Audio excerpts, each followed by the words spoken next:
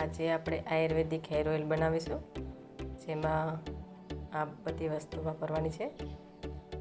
આમળા, અરીઠા, સિક્કાકાઈ, મુલેઠી, લીમડું. આમળા જો તમને season available તાજા મળે તો સારું. દૂધી છે, એલોવેરા છે, લીમડો છે, જાસૂદના ફૂલ છે, 50-60 જેટલી ઘણી બધી ઔષધિઓ છે તે ઉમેરીશું. અને તેલ જે છે તે આપણી ઘાણીનું કઢાવેલું છે, કોઈ કંપનીનું નથી, કપડું છે. ચંદન પાવડર છે. આ તેલ છે તે એરંડિયું છે. આ છે કોપરેલ છે. આ છે તલનું તેલ. 2 લીટર તલનું તેલ વાપરશું. અને આ જે છે તે કોપરેલ અને મામરો બદામ આવે ઠંડી છે, એ બેને મિક્સ કરી અને ઘાણી કઢાવેલી છે. આ બધા જ તેલ કોઈ કંપની નથી, ઘરના છે, ઘાણી કઢાવેલી છે. ફિલ્ટર કરેલા એકેય વાપરવાનું નથી. 4 લીટરથી જેટલું તેલ વાપરશું આપણે. 2 લીટર તલનું તેલ છે, 1 લીટર કોપરેલ છે, 1 લીટર એરંડિયું છે. અને આ છે બદામનું તેલ અને કોપરેલનું તેલ. એ બધું જ ઘાણીનું કઢાવેલું છે.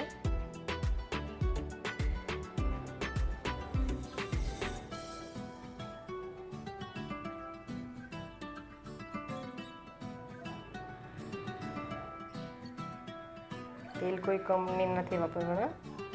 હવે આ બધી વસ્તુને આપણે થોડું થોડું કરી અને ખાંડથી ખાંડવાનું છે. એનો પાવડર મિક્સરમાં નથી બનાવવાનો. મિક્સરમાં બનાવવાથી એકદમ પાવડર થઈ જશે, જે આપણે ગરમ કરતી વખતે બળી જાય છે. અને થોડું અધકચરું ખાંડી લેવાનું છે. બધું મિક્સ કરી અને થોડું થોડું કરી અને ખાંડી લઈશું.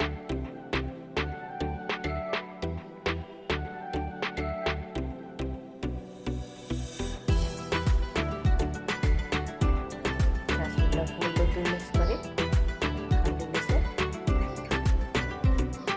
પાવડર નથી બનાવવાનો. 2 થી 3 દિવસ થશે બનાવતા. લોખંડની તવીમાં જ ઉપયોગ કરવાનો છે, એલ્યુમિનિયમ ન વાપરવાનો. જો લોખંડની તવી ન હોય તો સ્ટીલમાં પણ બનાવી શકાય. બધું સ્ટીલ મિક્સ કરી દૂધી એમાં નાખી થોડું થોડું કરીને બધું મિક્સ કરીશું.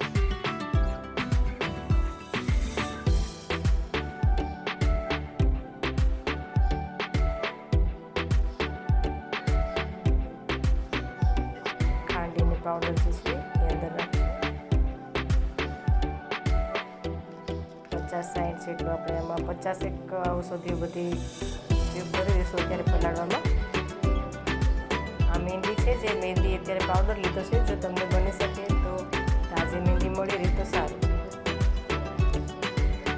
મારી પાસે નથી અત્યારે, એટલે મેં પાવડર વાપર્યું છે, પણ પાવડર ઓછો ઉપયોગ કરી શકાય. આપણે આ ઠંડક માટે બનાવીશું.